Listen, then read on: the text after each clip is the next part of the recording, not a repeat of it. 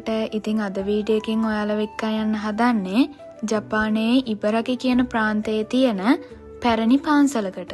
මෙතනින් තමයි පන්සලට ඇතුල් වෙන්න තියෙන්නේ. මමත් මේ ජපානයේ පන්සලකට යන පළවෙනි වතාව. ඒ හින්දා ඉතින් පන්සලට ඇතුල් වෙද්දී එතකොට ඇතුල් වෙලා කරන සිරිත් විරිත් මුකුත්ම දන්නේ නැහැ.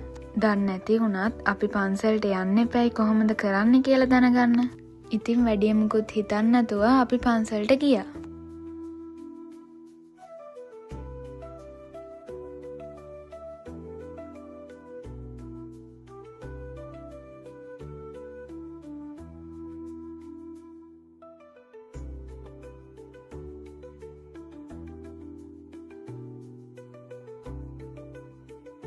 අපි පන්සලට ඇතුල් වුණාට පස්සේ මුලින්ම මේ වගේ තැනක් තිබ්බා.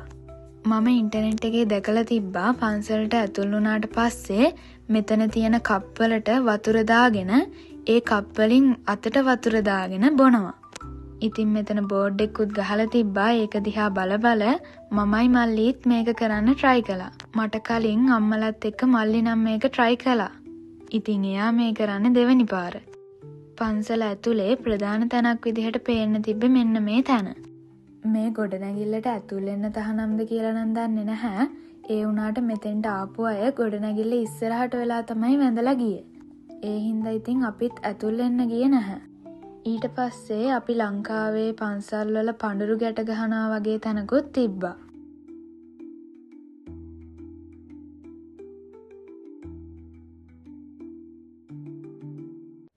මේ වගේ බෝඩ්ස් වල පන්සලට ආපු අය ඒගොල්ලන්ගේ ප්‍රාර්ථනා සැබෑ වෙන්න කියලා ලියලා ගිහින් තිබ්බා.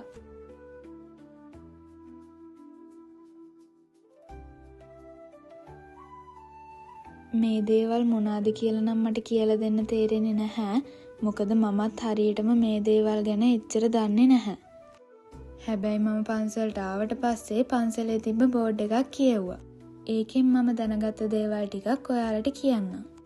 මේ පන්සල ක්‍රිස්තු වර්ෂ 809 දී තමයි ඉදි කරලා තියෙන්නේ. මේ පන්සල වැඩියෙන්ම ප්‍රසිද්ධ වෙලා තියෙන්නේ මේ පන්සලේ ඉන්න දෙවියන් ඕනම කෙනෙක් වචනකින් දෙකකින් කරන ප්‍රාර්ථනාවක් වුණත් සැබෑ කරලා දෙනවලු.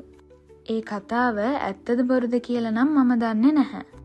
ඒ වගේම මේ පන්සලට අවුරුද්ද ආරම්භ වෙලා මුල්ම දවස් 3ේදී ලක්ෂ 2කට වඩා පිරිසක් එකතු වෙනවලු. ඒ එකතු වෙන්න හේතුව නම් කියලා තිබ්බේ නැහැ.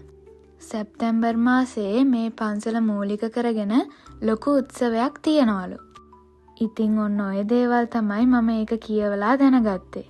මේ පන්සලට ඇතුල් වෙන තැන ඉඳන්ම ගොඩක් ගස් තිබ්බා. හරිම නිස්කලංක පරිසරයක් තමයි තිබ්බේ.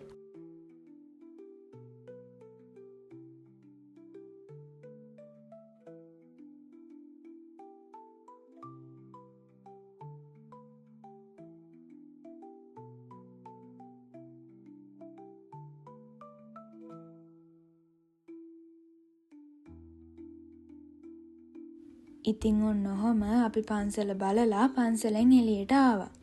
ඔයාලා මේ වීඩියෝ එක ආසාවෙන් බලන්න ඇති කියලා මම හිතනවා.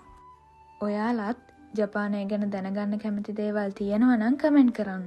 මගේ වීඩියෝස් වලට කැමති නම් subscribe කරන්නත් අමතක කරන්න එපා.